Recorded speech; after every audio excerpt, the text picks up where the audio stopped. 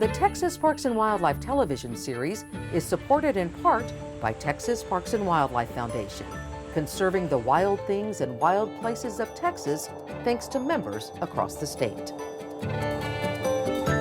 Additional funding is provided by Toyota. Your local Toyota dealers are proud to support outdoor recreation and conservation in Texas. Toyota, let's go places.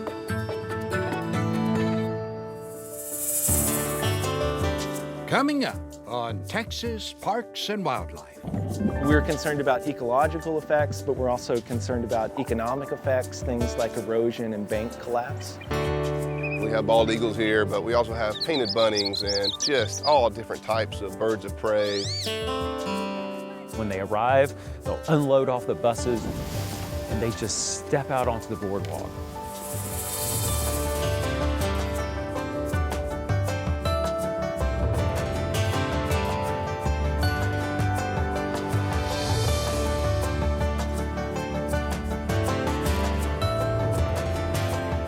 Texas Parks and Wildlife, a television series for all outdoors.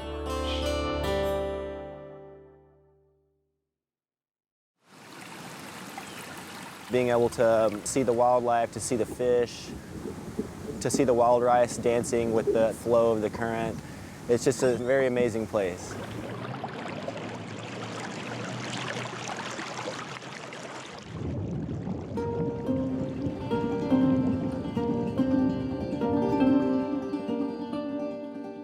It's all free diving, just snorkeling. Very unique experience in clear spring-fed water like this. My name is Nick Menchaca. I'm owner-operator of Atlas Environmental, and we're contractors with the Habitat Conservation Plan. I feel very blessed to be part of the project. We've been doing it for 10 years out here in the San Marcos River. The armored catfish are an aquarium release fish.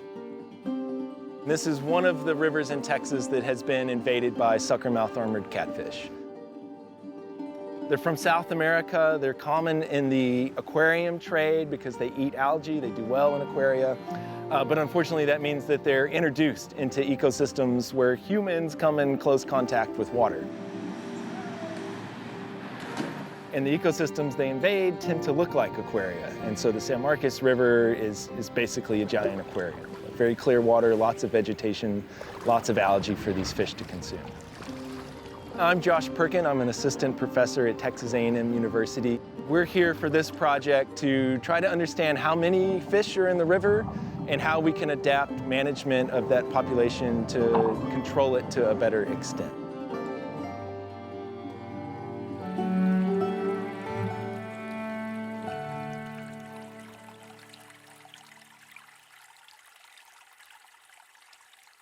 There's no natural predators here for suckermouth armored catfish. So they go through rapid population growth and can start to overcrowd the river. They grow fast, they spawn young, they reproduce very rapidly. They have basically overpopulated to the point of outcompeting our native species. They'll burrow up under the bank, up underneath the concrete, and create like an undercut. We're concerned about their effects on the erosion that's happening in the bank collapse. This population in the San Marcos River is actively being controlled. So Atlas Environmental and Nick Menchaca are using spearfishing to suppress the population. You can just hook this around in your hand and then stretch out the rubber band and grip the front of the pole spear. And then whenever you release it, it shoots out. With the very rapid reload, it makes it a very efficient method of removal.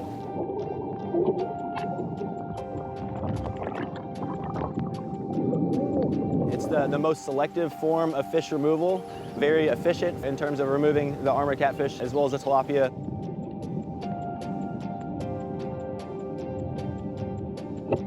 Definitely got harder over the years. They definitely know they're being hunted now. We do 2 tournaments a year, the biannual pole spear tournaments. We do have a free fish fry twice a year, which is mainly tilapia, but if we have a big enough armored catfish, we'll serve up those as well. We give out about 400 to 1,000 free tacos. Whenever the tournaments aren't going on, we have a year-round bounty program, which is free to participate. We have a dive board with a dive flag that we'll send you out with, and all the authorities recognize that, and that'll keep you from getting in any trouble as long as you're just spearing armored catfish and tilapias.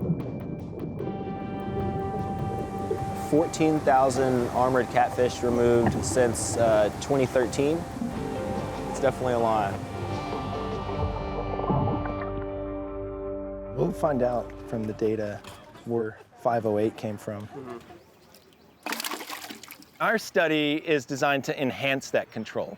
Can we use really focused control where we spearfish in localized areas? Or are these fish moving long distances where they might be recolonizing areas where they've been removed? I'm gonna try and grab a couple of specimens. Excellent. Texas Parks and Wildlife Department funded this research. We work with the Meadows Center for Water and Environment at Texas State University. Those are the divers that do a lot of the underwater work, including catching the fish that we put the transmitters in, and then monitoring and retrieving our sensors that are listening for those tagged fish. We use ultrasonic transmitters that emit signals.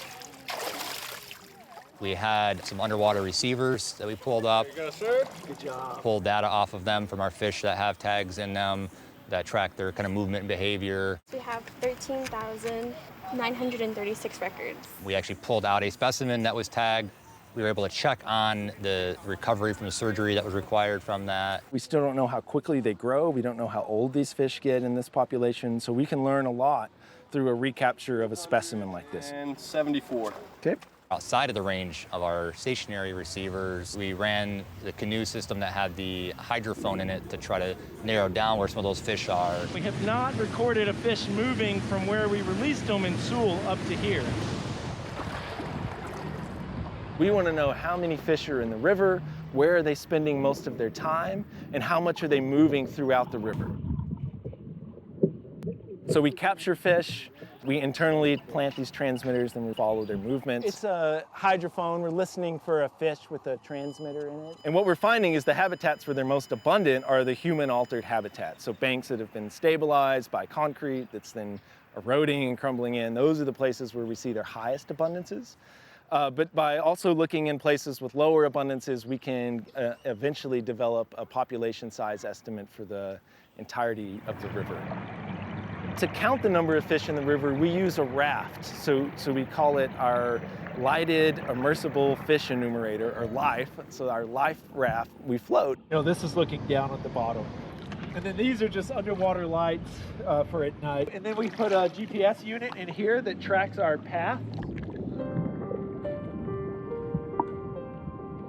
It's tough to measure these fish because they hide and they're most active at night. And so a big part of our current project is to test for a measurable effect of the spearfishing with data that don't come from the spearfishers. So can we run our raft down the river and see a measurable reduction in the number of fish that are present as we go through the spearfishing tournaments? We would like to keep the ecosystem in a state that's as close as possible to its natural state. The natural state would be no suckermouth armored catfish. What we're hoping to achieve with this project is an idea of functional eradication. The ultimate goal would be just to minimize their impact as much as possible. People love the river. There's a lot of community involvement in the river, kind of community ownership of what they have here. It sure makes it easier to work with a water body that others are interested in preserving and conserving. I would say do not release any aquarium species into the river. You know, very bad for the river, and you know, also it's not going to necessarily survive because we're hunting those fish. We're really trying to get it restored to its native state where we're not seeing quite as many invasive fish.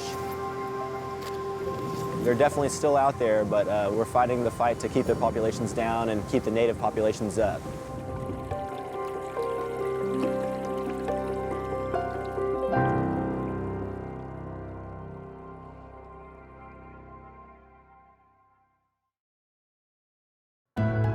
Celebrating a century of Texas state parks.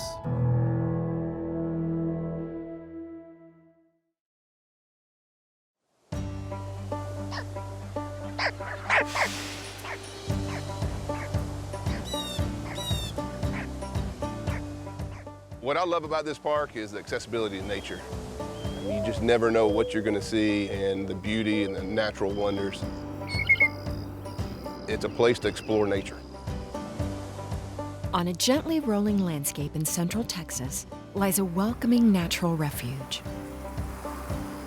Lake Somerville State Park is made up of 2 units, joined together by a great wilderness path that weaves around the shores of an 11,000+ acre lake. Both units offer boating, birding, and fishing opportunities. Nice fish. You can also hike, bike, or ride your horse on over 40 miles of trails. We have RV campsites, or you can pitch your tent under the stars on the trailway. Pretty much everything you'd want to do in the outdoors. Lake Somerville State Park lies in the post oak savanna, and post oak savanna gives you lots of oaks, like the name implies, but also a lot of native prairie grasses and flowers bring the insects, and insects bring the birds, so it's kind of a birder's paradise. Probably the most popular things are the bald eagles. We have bald eagles here, but we also have painted buntings and just all different types of birds of prey and waterfowl, so it really is a birder's paradise. Lake Somerville is fed by Yewa Creek and its tributaries. The Yewa has drawn people to its shores for millennia. Some of the same reasons why Lake Somerville State Park is a great area for people to visit today are the same reasons why these were great places for Native peoples in the past. We have a superlative natural resource base. There was an abundance of game. Some archaeologists think fish as well, and certainly native edible wild plants. In the 1960s, the Army Corps of Engineers dammed the Yewa Creek Basin. The resulting lake created new outdoor recreation opportunities, and Lake Somerville State Park opened in 1970. We have Birch Creek Unit and Nels Creek Unit. We have a 13-mile trailway that connects the two around the lake. The trailway is really where it all comes together and connects both units with nature. Isn't that nice? The main trail is 13 miles long from Birch Creek to Nails Creek, but we also have about 15 miles of other trails and spurs that go off of the main trailway.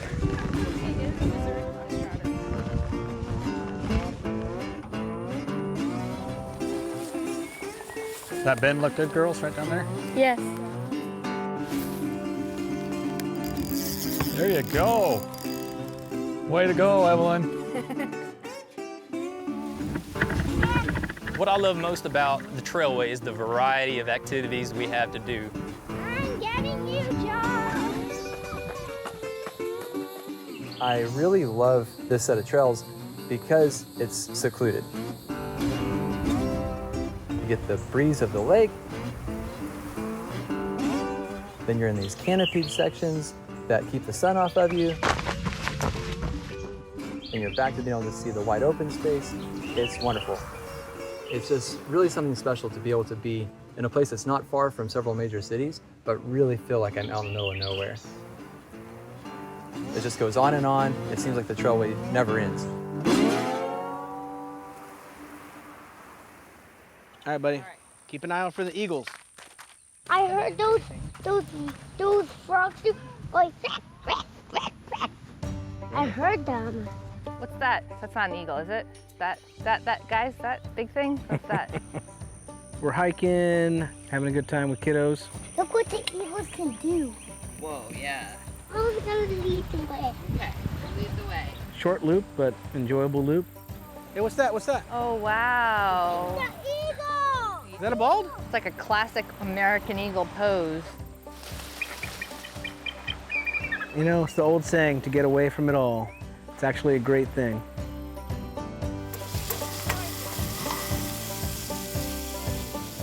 Kind of feels like a reset. You're back, you're, a little bit cleansed in a way. Feel like you're back at a baseline and not just the extremes of work and being busy and chores. It just feels like you reset a little bit.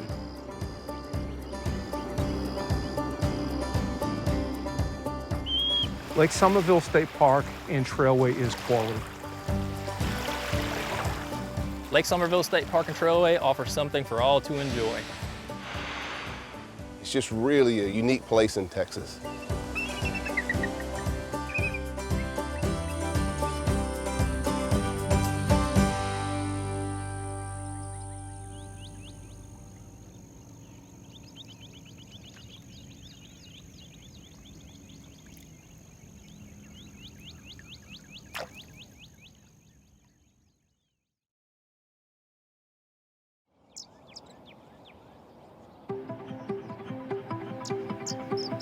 Just east of Dallas, you'll find a wetland that's a one-of-a-kind outdoor classroom. Today, in the East Fork Wetland, the John Booker Sands Wetland Center, we're welcoming Black Elementary from Mesquite Independent School District. When they arrive, they'll unload off the buses and they just step out onto the boardwalk. We call it an immersive boardwalk hike. They go out for 20 to 30 minutes and make general observations. Oh, there's ducks back there. So the East Fork Wetland is about 2,000 acres, mostly open, emergent wetlands, but we also have some hillside and some streamside and riverside riparian areas. Ew, I want it. Wait, where? I can't see y'all's view. Right there. That light green right there. Oh, I see it. Okay, so there's two frogs on one of the stems right here and another one right here. Do you see them? Yeah. I love watching them interact with nature, however they interact with nature. Oh, look, a dragonfly. I think it's important because they're making those connections. Oh, look, right there. There's like a ton. Oh my God, there's a family of fish. I like to go outside and enjoy the outside world, and I like to see a lot of animals running around and look at them up close. All right, come on guys, let's keep walking, see if we find other stuff.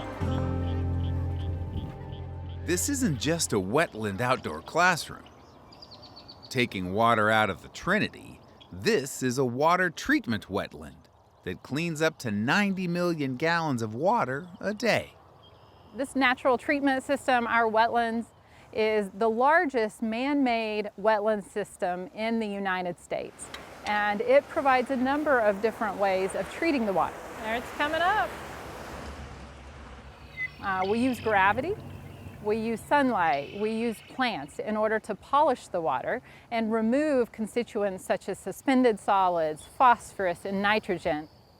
This natural water reuse concept was crafted by John Bunker Sands, turning his family's cattle operation into a one-of-a-kind wetland.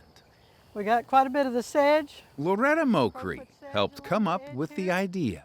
Before the wetland was built, this was an operating ranch. It had been leveled and ditched and drained to where everything was in big square pastures. Early spring until we get the first really hard freeze, you'll have Delta arrowhead blooming. So at this time we're looking at planting all of these gaps with giant bulrush. When you're ready, and I'll pull it out. No. So that we can fill in and have a fully vegetated marsh area that the water has to percolate through. This project is a tremendous opportunity to make good use of those water resources which are in our area. We are really proud to be able to implement a project to use local resources to meet the needs of our local communities. You know, there's been a change in time, but it's been a change for the good, so that we have this sustainable water supply at the same time that we're protecting the aquatic environment of the river as well as the aquatic environment that's here in the wetland. I have a son and daughter-in-law and 5 grandchildren that live in Plano, Texas. And developing this wetland as it comes through, I know that it helps provide water supply that they receive at their tap. This is water supply to my grandchildren. It makes you feel good. Yes, what do you have? I saw a shell. You saw a shell? That's really good. I tell them, this water that is a habitat for other ecosystems, this is your drinking water. This is, you use it, you're gonna cook your ramen noodles with it, you're gonna flush the toilet with it, you're gonna shower with it, and that really gets their attention because after they start noticing that this affects me, that gets that buy-in. She said that also how they clean the water is with the the little cattails that was in the water. It is really cool how you get to see all the plants and all the animals that make the water like clean, and that's the water that you use. It was pretty cool, actually. So if you just glance right into the water, what do you see floating around on top? Yeah, a lot of minnows. When I think about the work that we do here, You might want to pull off some of the big stuff. Oh, there's a beetle in the bottom. See him right there? and the work that we do here isn't just about students coming through and learning about what water is and how we recycle it. It's about creating that next best solution that is more powerful than we can imagine today. Oh, we did get a fish. We're not just hugging trees, we're hugging cattails, literally. We're immersing them into the water. We're giving them an opportunity to see what it might be like to either be a scientist or a biologist in this, or just someone that engages with nature differently than they did before. So if we can reach one student on that level, or many students, and then as they grow older and go off to college and say, this is what I want to do. I was at John Booker Sands for 4 hours one day, and it's amazing what they did there. That's the difference that we want to make in the world. That's the next best solution.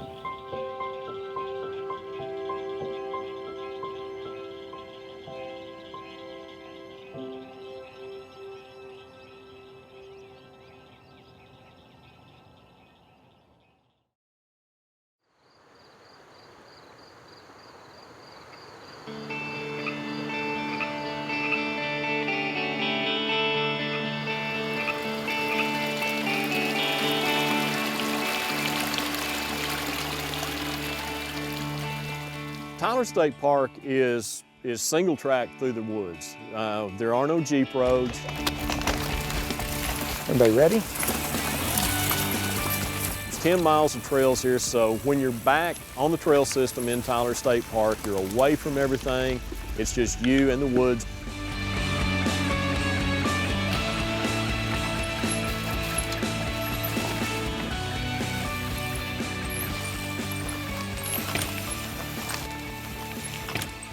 I come to Tyler State Park and ride about 4 days a week. I do, I love it. And mountain biking, to me, is kind of addictive. If I don't get to mountain bike at least once a week, I kind of get depressed. And I love Tyler State Park. I love to be on a trail that challenges me.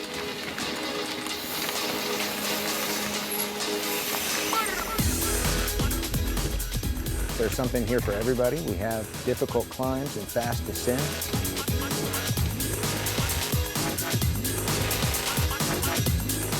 I think there's some challenging corners, but there's also stuff for people at every different level. There's some flatter areas that are better for beginners. And there are things that challenge people that still ride here every week. The key thing for riding the trails at Tyler State Park is to stay focused on looking ahead. You'll take in the roots, the rocks. It'll guide you over and through everything that you do. They say it's one of the best trails in Texas, actually. It has a lot of sharp ups and downs, quick, what we call punchy climbs. You can work really hard to go up and down those short, punchy climbs. There's nothing like coming out here, hitting the trails, hitting them hard, cruising through the woods, trees flying by. It's just you and nature. You get real in touch with yourself. Next thing you know, an hour's gone by and you've had a blast.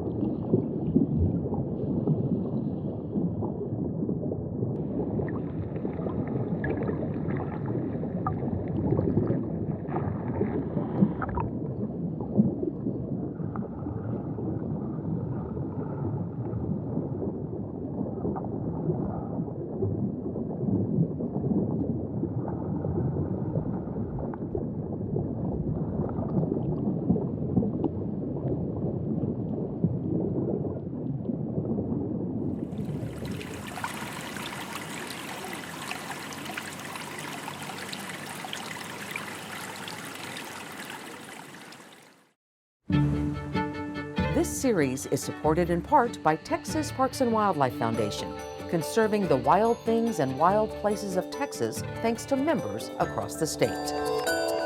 Additional funding is provided by Toyota.